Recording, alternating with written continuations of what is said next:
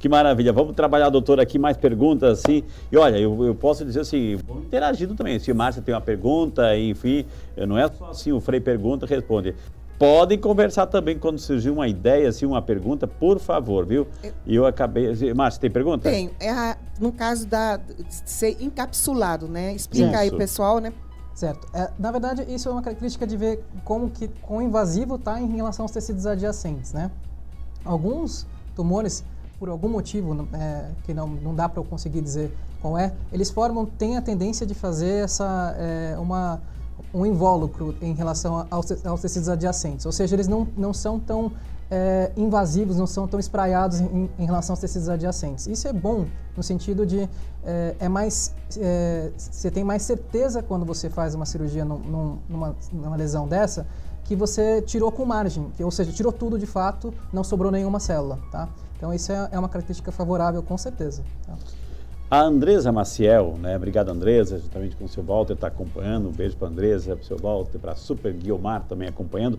Ela pergunta assim, doutor João Guilherme, qual a relação entre reposição hormonal na menopausa e o câncer? O risco aumenta quando se faz esse tratamento? Pergunta a Andresa, doutor.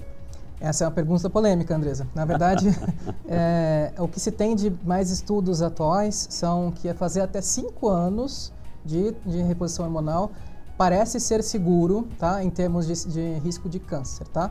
Mais do que isso, parece começar a aumentar risco de câncer, especialmente câncer de mama aqui, tá? Então, fazer mais do que 5 anos, eu não recomendo para as minhas pacientes, tá? Para as pessoas que eu conheço, com quem eu converso.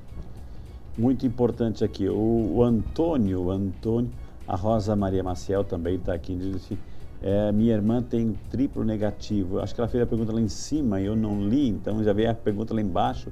Rosa, né, se puder reformar a pergunta aqui, eu agradeço de coração, viu, querido? O André Carvalho Freire, sua bênção, o doutor explica para a gente sobre os estágios do câncer. Se o André está pedindo assim, doutor, explica para a gente quais são os estágios do câncer, pergunta nosso amigo André, doutor. Basicamente, a gente estadia, isso é uma informação em primeiro lugar, é importante para a gente ver, classificar em termos de quão avançada a doença está, vamos dizer assim, se ela é mais inicial, se ela é mais avançada. A gente tende a fazer isso com TNM, uma classificação de tumor, nódulo, que é os linfonodos, e se tem metástase à distância, e o outro jeito é com estadio clínico, que a gente junta as informações do TNM para dizer o estadio.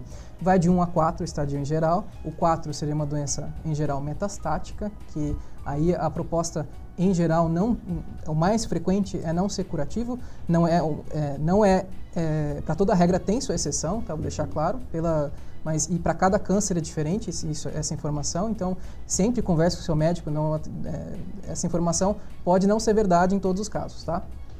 Mas o estadio 1 seria uma doença muito inicial, com um nódulo pequeno, por exemplo, localizado, facilmente cirúrgico e com maiores chances de cura. E você distingue então se a doença é localizada, localmente avançada ou se a doença é metastática. Basicamente são 3 estadios e a gente usa algumas nuances nesse cenário. Qual é a diferença, doutor, entre quimioterapia e radioterapia? Ou seja, as pessoas fazem, eu estou fazendo sessões de rádio, estou sessões de químio. Qual é a diferença do tratamento em si? Quimioterapia são remédios que a gente usa via sistêmica, que pode ser comprimido ou pode ser na veia. Em geral, são endovenosos, tá? Sistêmico vai todo o organismo. Sistêmico, exatamente, que vai circular pelo sangue e vai chegar no corpo todo. Então, ou seja, vai ter efeito no corpo todo, tá?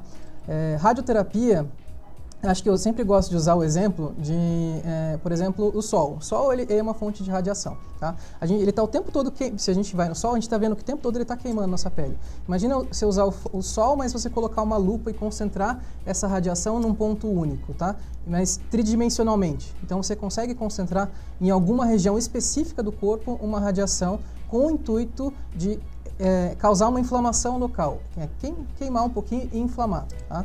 Então, a radioterapia é um tratamento local, né? Assim como a cirurgia é um tratamento local, ou seja, não age além do que local onde você está atuando, tá? E é um tratamento importante também.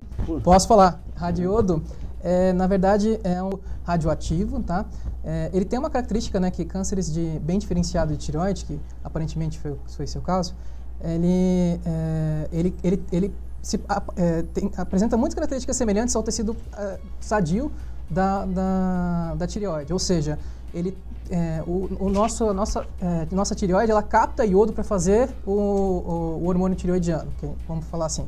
E o iodo é importante nesse cenário. Então, elas estão constantemente captando todo o iodo que tem na nossa periferia. Então, isso confere isso é o fisiológico da tireoide. Quando a gente usa o iodo radioativo, esse iodo vai para qualquer lugar que esteja querendo captar o iodo. E essas células do câncer, elas são ávidas por iodo. E aí você direciona uma radiação especificamente para essas células oncológicas, né?